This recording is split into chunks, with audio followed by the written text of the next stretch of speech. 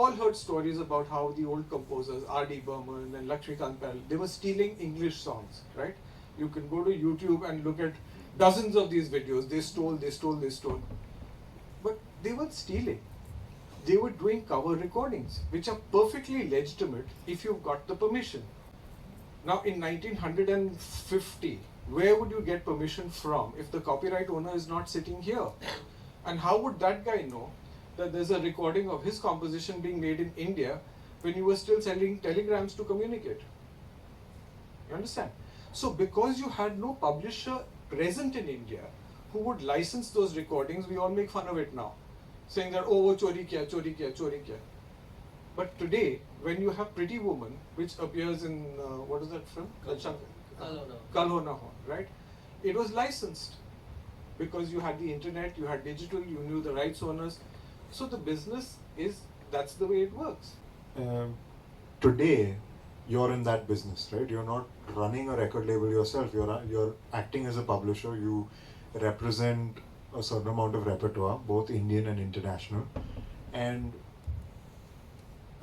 I believe even Netflix and Amazon Productions will reach out to you and say, hi Atul, can we use this song in this film, or can we use this song in this advertisement? How has that process changed from what you're just stating, and who is that earning revenue for? Is it these publishers? Are the songwriters earning anything? Can you give us a bit of insight into how the money flows from used to and now how it flows, and how maybe songwriters are benefited? So again, if you go back to the origin of a song is created by, let's say, two people. A composition is created by two people. A publisher doesn't even exist, right? So the publisher actually owns nothing. The ownership comes from the composer and writer. They in turn choose to work with a business entity that will help exploit it and earn money for the composition and recording. Now they could license it, which means that temporarily that person can represent the right, or they can assign the right, which means they have sold the right. It's about having a house and either renting it out and earning money of rental income, or selling it. Okay, assignment is sale, licensing is rental. So that's how it works. We as publishers do not own anything. We represent the composition and lyrics of catalogs and of writers, and we license them out. Now, India, like every other country, we're in transitional phase thanks to technology. So what used to be only cinema in films has now, and then serials on television, has now morphed into many series and films on OTT platforms. So there's a lot more work that's happening, a lot more production work that's happening. So people are reaching out, and Mayur will know best, and Rakesh also has been dealing with this, where in the old days for films, the producer used to take an assignment or a works for hire. He used to employ people to do the work, to own the recordings, and then he used to sell them to the record labels. Today it's changing, where they understand that there is a license that can be used. So if you want a 30-second of a great dance song, you want to use Dua Lipa's Levitating in a disco scene, it doesn't have to be created at a high cost with Shankara Sandloy, right? You can just license the song for a fee. You said something really interesting, and I want to bring in Rakesh onto this side. Assignment versus licensing. And you mentioned that songwriters like Mayur, and Mayur spoke about this earlier as well, would assign their copyright to a producer. So invariably, one would think that songwriters, once they assign something, they have nothing to gain from that copyright anymore, right?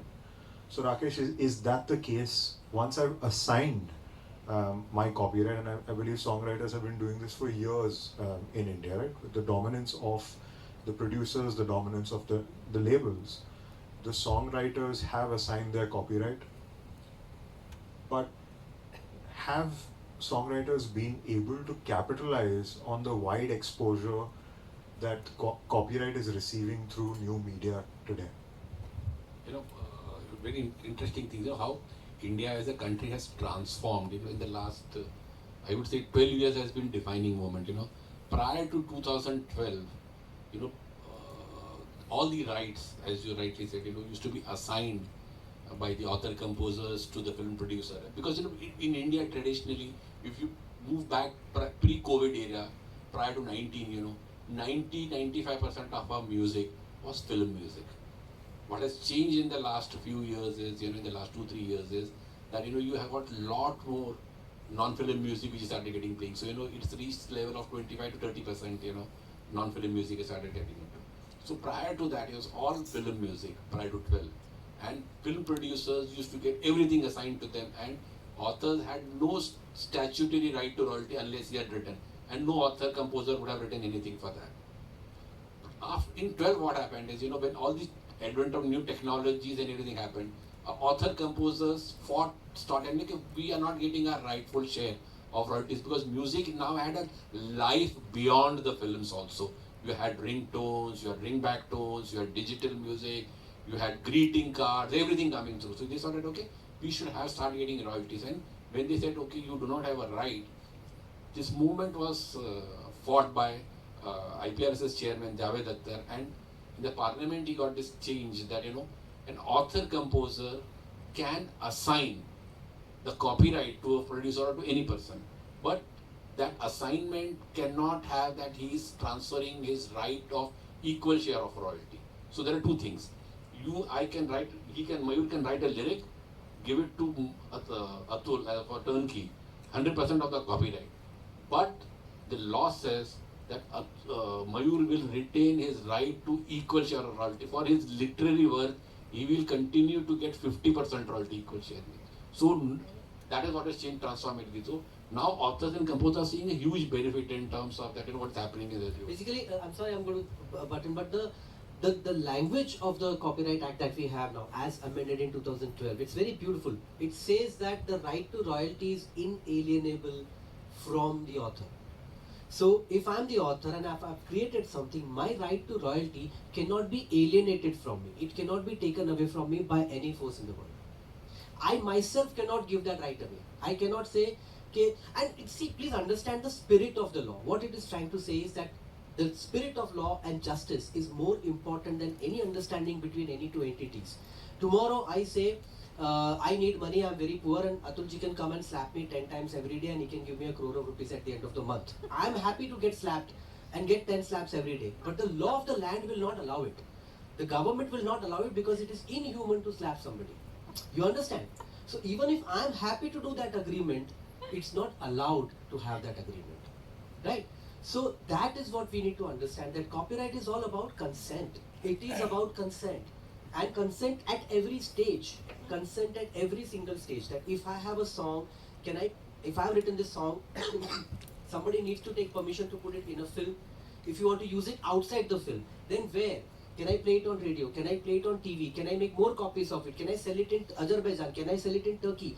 These are all different rights. There's a whole bundle of rights with copyright. It's called neighboring rights. Atul sir will explain more. But you've got to have the consent and you've got to have the understanding that you cannot just buy one and assume that you've got a package of everything.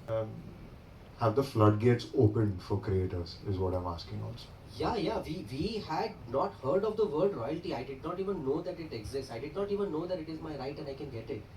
But after IPRS restarted its functioning, after the restructure of IPRS, after Javed Saab became chairman and Rakeshji was his CEO, and after these guys started working in IPRS, I think in 2017 we had distributed, IPRS had distributed royalty of what, 46 crores annually, okay? And this year, sir, how much? We have done, last year 23-24 we have done 500 crores, out of which around 300 crores plus was distributed to authors and composers alone.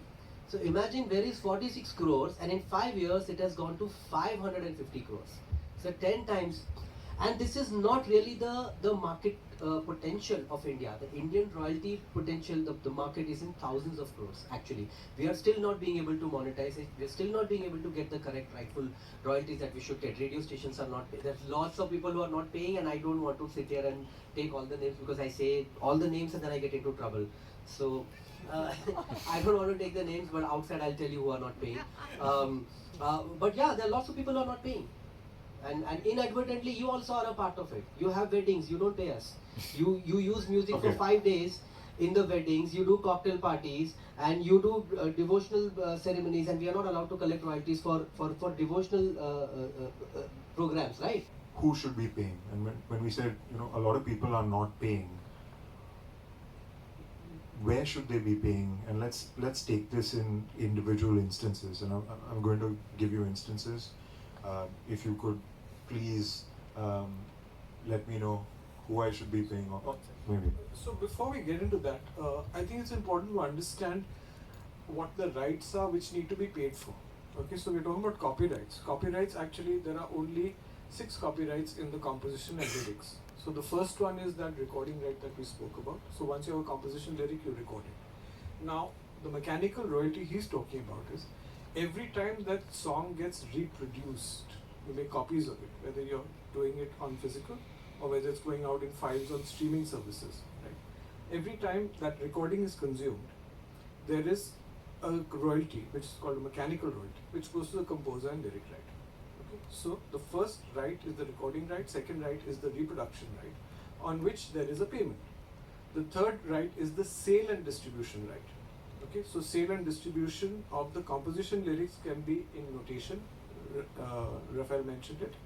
There are lyric websites. There used to be lyric books. Now there are lyric websites that carry lyrics. Even that is paid for. And of course, you sell and distribute the recording in which the composition lyrics is residing. Okay, so that's 3. Fourth is public performance, which is what we're going to be talking about, which is radio, television, and in establishments, when you play it in establishments and live shows. Okay, which means that it is being played to many people simultaneously, right? You have a 1:many, and if Mayur is a writer and he's written lyrics to a song which are being played on radio, television, in establishments across the world and in live shows, how can one man go and collect all his royalties? He can't. So therefore he needs a collective which is called a performing rights organization globally. In India it is the Iprs. So Iprs will issue all the radio stations, television stations, or it will try to license them if they're not fighting, the establishments, etc. So they collect royalties from there. So that is the 1-to-many principle where a society comes into play. And there's a adaptation right, translation right. You want to do the song in Tamil, you want to do it here, and the synchronization right, which is what we're talking about, where they license the song to put it in the film. So this is the bundle of copyrights that needs to be paid for. And currently in India, out of the 100 rupees that the business is earning, 85 rupees is coming from digital streaming, from your Spotify's and JioSavans and YouTubes, etc., etc. So the bulk of the money is there, but we're talking about the potential of the rest, right? So in the case of streaming, or let's take the case of radio that Mayur first spoke about. Right now, radio stations are paying royalty to someone. That's right? Rakesh's conversation. Yeah. So they're paying royalty to someone. What are they paying? Who are they paying? Why are they not paying you? And why should they be paying? Yeah, right now, radio stations are only paying the same thing. You know, we are only using a recording, so we will only pay for the recording, and we will not pay for the authors, right? That is what is the literary musical works, right? In spite of the law changes, and because you know, in India, radio stations are people, those who are backed in India. I'm not too afraid to say that because you know, I'm someone who's been fighting with them. They are backed by people, those who are into the print media. Okay, they have the power of print media. And all the radio stations are owned by big media houses. And they said, okay, we are the people, those who can change laws, who can get political connections. So why do we need to pay you? We will lobby it out and delay as much as we can to pay. So radio stations do not pay us, but they only pay for the masters. And their argument is so stupid. Their argument is that first argument is that radio is a public broadcast medium. It is for people. Like the national broadcast stations, they say that वो सरहद पे जवान सुनता है, गांव में किसान सुनता है, तो किसानों और जवानों से आप क्यों रॉयल्टी लोगे? अरे किसान और जवान तो मुफ्त में तो नहीं खाते. They pay for their तेल, आटा, साबुन, everything, right? And if they don't, the government does. The government does, whoever does. And if they are paying for other commodities, music is also a commodity. They should pay for it. Number one. The second, the private radio stations, their argument is that, oh, we are promoting music. Okay, fine. Mayur Puri is a new writer. He needs promotion for his song and film, and you are paying his music, and you are playing and you are not paying him. Fine, I understand. Why are you playing Mohammad Rafi's songs? Why are you playing songs of Naushad Saab? Why are you playing songs of Shankar Jaikishan and Sahir Ludhianvi? They don't need promotion. They are already dead. So it's just an excuse. And it's not for free. All radio stations have their businesses. They are for-profit businesses. They have advertising. They make crores, hundreds of crores every year. Right? Listen to radio. You all listen to radio. Now, every 3 minutes there's an ad. Isn't it? So they are making a lot of money and they are not paying us. So it's very ridiculous. There's faltu arguments they give that nahi, radios should not pay royalty to the authors. It's a very wrong mentality. You go to other countries and you travel and you see how honest people are, how honest common people are. They will not take anything for free. We Indians should also start taking pride in the fact that we do not listen to music for free.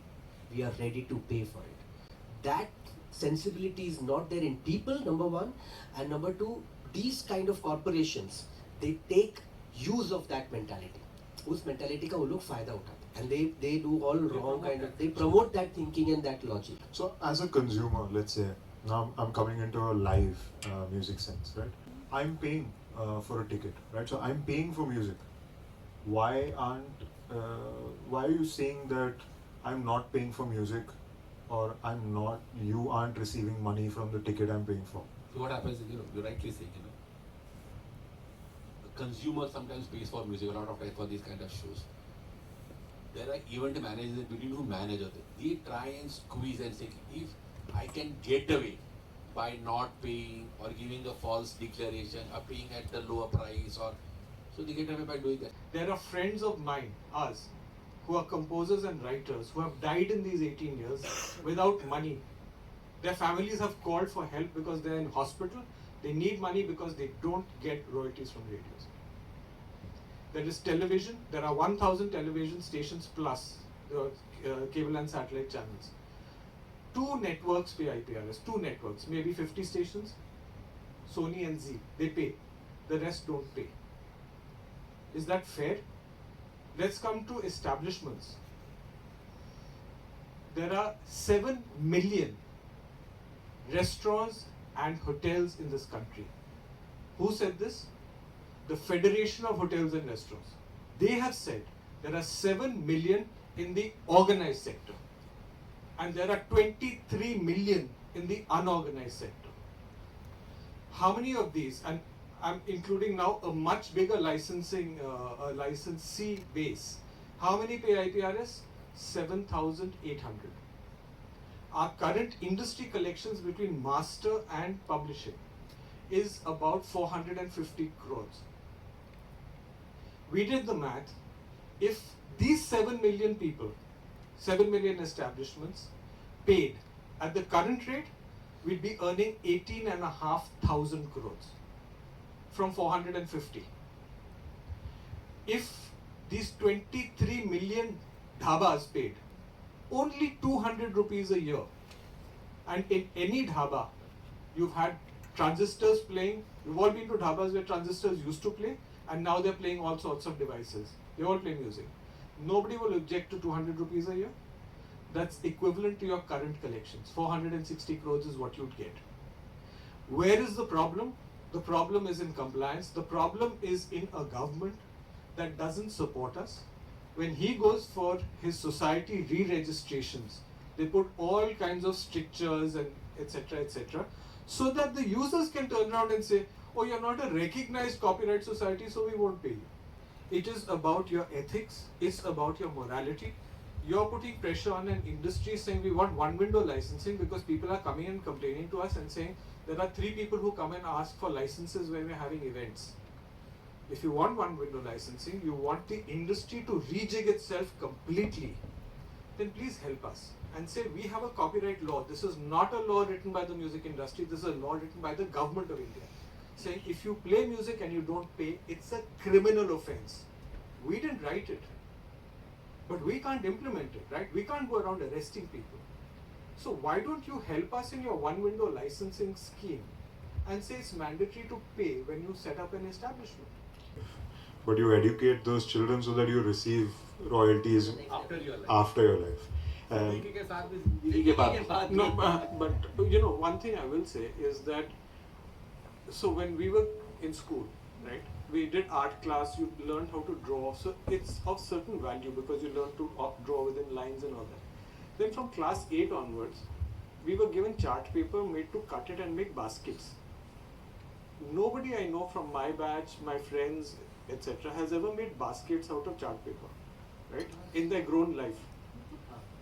So why don't we teach music, not music to learn how to be a musician, but music appreciation at the school level. We tell them what is Indian classical music, what are 10th arts, how many rags have come out of them, what are these rags, what is traditional music, non-traditional music. जो सुर में गा रहा है, this I have a big problem with today, right? वो जो सुर में गाता है, वो क्यों सिंगर होता है, और जो सुर में नहीं गाता है, वो सिर्फ स्टार बनता है. नहीं, वो सिर्फ स्टार बनता है. So, you know, you have to have an appreciation of the arts. You learn sketching and drawing, you appreciate a good painting. If you learn about music, you'll appreciate people who are doing it well. Or not, we see the artist, right? We've traditionally, as an industry, we've not even seen the artist actually. We've seen someone on a screen lip syncing a song sung by someone else. So now is the age where the artist is coming forward. You see the artist as a primary artist, with bringing the lyricists and the composers, the creators of the song, into the forefront, into the spotlight. I think that's also a step where people will question, who are these people? And then next year when we do this again, you will ask, are the writers receiving money from Spotify, right? So I think that's also a change in acknowledgement, in crediting. And I believe, Rakesh, at IPRS there was the credit the creator. Yes, I was just going to talk about that. That we started this whole movement called Credit the Creators, and it's there on Twitter, on X now, on Facebook, on all the platforms. You can go and you can check out. You can just check out that hashtag Credit the Creators. In fact, on YouTube we made a very nice song. All the lyricists got together and made a song called Credit De Do Yaar. It's a very funny song. You should see that video. You'll really enjoy it. It's hilarious. Swanand Bhai is there. I am there. Samir Saab is there. Lots of us. Varun is there. Kausar Munir is there. All of us lyricists we put together and we made this song. It's a very funny, very cute song saying, "Yaar, credit de do हमको credit चाहिए."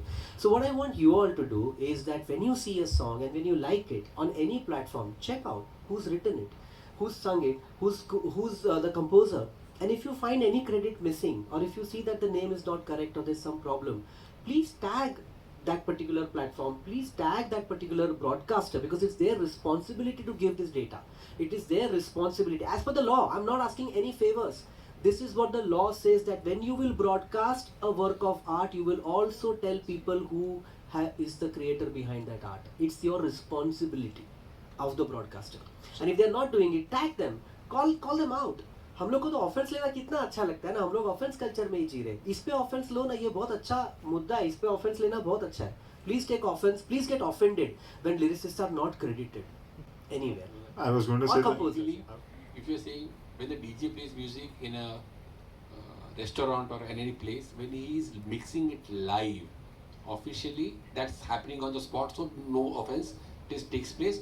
And as long as the restaurant or that place has a license or that event has a license, it goes to. But the moment officially, if he does mixing and he creates a new sound recording of it, legally he cannot do that without the permission of the original content owner. If he does that, some content owner can actually sue him. Or what's happening in today's age, what you said, the reverse has started happening. The content owners, what they do is, okay, I like this content. They tell the DJ, you made this, unless you put it on YouTube or on a platform or on a Meta, I will monetize this and let us share this revenue. Otherwise, I will take this content down. So, a lot of a band like Sanam has got actually very popular because, he does only covers. He re-sings all those old songs, which the new audiences, the new generation love to hear that with the new beats and with the new orchestration, what does it do? He has tied up with most of the big companies to say that, okay, I'm making this, you will share, let us share the revenues. Rather than you strike down the channel, let us share revenues. So he indirectly takes the permission from the content owner. I have a question, Rakeshji. On Instagram, I've seen, say for example, there is an old song of Mohammad Rafi composed by Naushad, the lyrics by Shakil Badayani, and now some new singer, say Vishal Mishra, is singing it in a reel and 1.5 ka reel bana ke he's uploading it, but he's uploading it as original audio. Yeah. May I answer that one? What happens in that scenario? So, and to answer your question as well, there's something called UGC today, user generated content, right? That's all of us who have social media accounts. We are using music that we find in the libraries up there, or that we're able to download and add to our videos, add to a background and upload it to our stories, reels, posts, so on and so forth. Earlier, going back to what Rakesh said, none of us can do this without the permission of the copyright owner. But what these platforms have done is they've realized, okay, there are so many users now. How do we get these users to actually get permission and create more content? We need to keep the wheels of our content engine, our social media platform running, and it's going to run better when there's more content available in the libraries to our users. And so they come around and they say, Atul, you've got some great songs. Here I'm going to pay you a license fee upfront, or I'm going to pay you per usage. Every time someone uses your song in a reel, I'm going to pay you a royalty on that. And they strike these deals at the back end. So when you put music into a platform, the guys who are uploading it, it could be labels, it could be artists who are releasing their own music. Globally, there are identifiers which are like your Aadhaar number. They are unique to the person or the entity. So the composer and writer has something called an IPI, which also a publisher has. A recording has an ISRC. A work, a composition and lyric has an ISWC, and a performer has an IPN. Okay, so these are all individual numbers that establish what that person is doing, what his role is. And if you have all these plotted in your metadata when you upload the music, then you will be able to identify. And just for you to know, today there are 28 million songs in the world that have been paid for, sitting in copyright societies where the society doesn't know whom to pay. Because it's I Love You by John Smith. How many John Smiths, how many I Love Yous? How do you recognize which John Smith and which I Love You, right? So if you put these identifiers in place, it'll happen, and we are attempting to do it, and Raphael helped in creating a document that is going to come out under the Bureau of Indian Standards, which we are hoping to adopt, so that anyone who's using music can get certified saying that we are using these identifiers. So that's the first thing. And now we are moving towards mandatory scrubbing, call it fingerprinting, call it whatever you're calling it, content ID for YouTube. Other people have other systems. But again, through the BIS, we are hoping that we'll create a standard so that any time a piece of music goes up, it's able to be, we can catch it, we can tag it, and like we say, set a thief to catch a thief. Because if AI is going to spew out the shit, then we use AI to do the fingerprinting as well, so that those remixes that Raphael's talking about all get identified and then get tagged to the correct metadata. And India we took the lead in doing this. The UK has also done it. We are the only 2 countries in the world that are actually doing this whole metadata standardization. So there's a lot of good stuff that's going to come of it. Now can you imagine this music industry, which is currently 3,500 crores? If we get to our 18,500 crores only on public performance, if we get radio, television and the other guys to pay, and we correct our metadata and fingerprinting, I think personally this industry is at least a 50,000 crore industry. We power films. Films are much bigger than us. We power radio. Radio is bigger than us. We power television, the DSPs. We're much bigger than them. So we are working towards it, and people have to understand that yes, there's a responsibility that Raphael was pointing out. If you see something wrong, flag it, tag it, right? People like him will come in. And also events, right? You do so many events. please make it mandatory every time an artist manager comes in and he's fighting with you about getting a fee. Tell him, first you show me your set list, I have to send it to IPRS. Because the right composers need to get paid.